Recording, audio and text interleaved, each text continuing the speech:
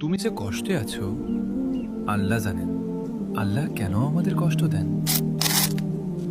রাত অনেক গভীর, চারপাশ নিস্তব্ধ, সবাই ঘুমিয়ে গেছে, কিন্তু তুমি এখনো জেগে আছো। হয়তো মোবাইলের স্ক্রিনের দিকে তাকিয়ে আছো, হয়তো ছাদের দিকে চুপচাপ তাকিয়ে আছো, আর বুকের ভেতরে জমে আছে এমন কিছু কষ্ট যা কাউকে বলা যায় না। তুমি হাসো, কিন্তু ভেতরে ভেতরে ভেঙে পড়ছো। মানুষ ভাবে তুমি ভালো আছো, কিন্তু আল্লাহ জানেন তুমি আসলে কতটা ক্লান্ত।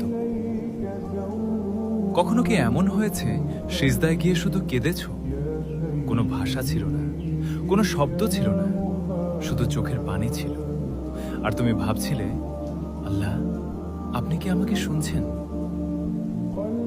শুনছেন, অবশ্যই শুনছেন, কারণ আল্লাহ সেই রব যিনি হৃদয়ের না বলা কথাও শোনেন।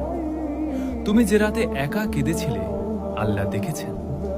তুমি যে প্রতিদিন মানুষকে হাসি মুখ দেখাও কিন্তু ভেতরে হাজার টুকরো হয়ে আছো, আল্লাহ জানেন। কিন্তু কখনো কি ভেবেছো আল্লাহ কেন আমাদের কষ্ট দেন?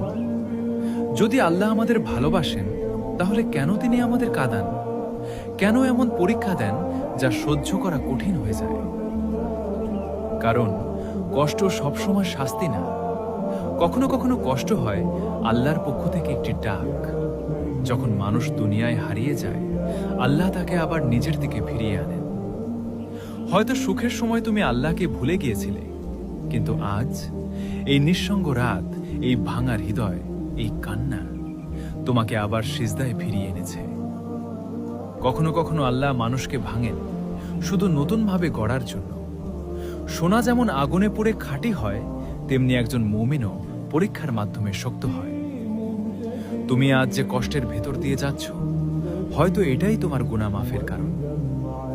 রাসূল সাল্লাল্লাহু আলাইহি ওয়াসাল্লাম বলেছেন, মুমিনের দুঃখ, কষ্ট, চিন্তা, এমনকি শরীরে একটি কাঁটা বিঁধলেও আল্লাহ এর মাধ্যমে তার গুনাহ মাফ করে দেন। তাহলে ভাবো, তুমি এতদিন ধরে যে কষ্ট সহ্য করছো, আল্লাহ তোমার জন্য কত রহমত জমা করে রেখেছেন। মনে আছে ইউনুস আলাইহিস সালামের কথা? অন্ধকার রাত, অন্ধকার সমুদ্র, মাছের পেটের ভেতর, চারদিকে কোনো সাহায্য নেই, কিন্তু তিনি হাল ছাড়েননি। তিনি বলেছিলেন, লা ইলাহা ইল্লা আনতা সুবহানাকা ইন্নী কুনতু মিনাজ জালিমিন। আর আল্লাহ অসম্ভব পরিস্থিতি থেকেও তাকে উদ্ধার করেছিলেন। তুমি ভাবছো তোমার জীবন শেষ? না, আল্লাহ চাইলে এক মুহূর্তে সব বদলে যেতে পারে। হয়তো আজ তোমার রিজিক কম, হয়তো সম্পর্ক ভেঙে গেছে, হয়তো প্রিয় মানুষ ছেড়ে চলে গেছে, হয়তো তুমি সবার মাঝে থেকেও একা। কিন্তু একটা কথা মনে রেখো, যখন কেউ পাশে থাকে না তখনও আল্লাহ থাকেন। তুমি হয়তো বুঝতেই পারছো না, কিন্তু আল্লাহ এখনো তোমাকে ধরে রেখেছেন। কারণ অনেক আগেই তুমি ভেঙে পড়তে পারতে, কিন্তু তুমি এখনো বেঁচে আছো, এখনো লড়াই করছো। এটাই আল্লাহর রহমত। হয়তো এই কষ্টটাই তোমাকে তাহাজ্জুদে দাঁড় করিয়েছে, হয়তো এই কান্নাই তোমাকে আল্লাহ সবচেয়ে কাছাকাছি নিয়ে গেছে। কারণ মানুষ সুখে থাকলে প্রায়ই ভুলে যায়, কিন্তু কষ্ট মানুষকে আল্লাহর দিকে ফিরিয়ে আনে। আল্লাহ যার মঙ্গল চান তাকেই পরীক্ষা করেন। তাই প্রতিটা কষ্টের পেছনে একটা রহমত লুকিয়ে থাকে, যেটা আমরা এখন বুঝি না, কিন্তু একদিন বুঝব। একদিন তুমি পেছনে ফিরে তাকিয়ে বলবে, আমি বুঝতে পারিনি, কিন্তু আল্লাহ তখনও আমার জন্য কাজ করছিলেন। তাই হাল ছেড়ো না, নামাজ ছেড়ো না, দোয়া ছেড়ো না, আল্লাহর উপর ভরসা ছেড়ো না।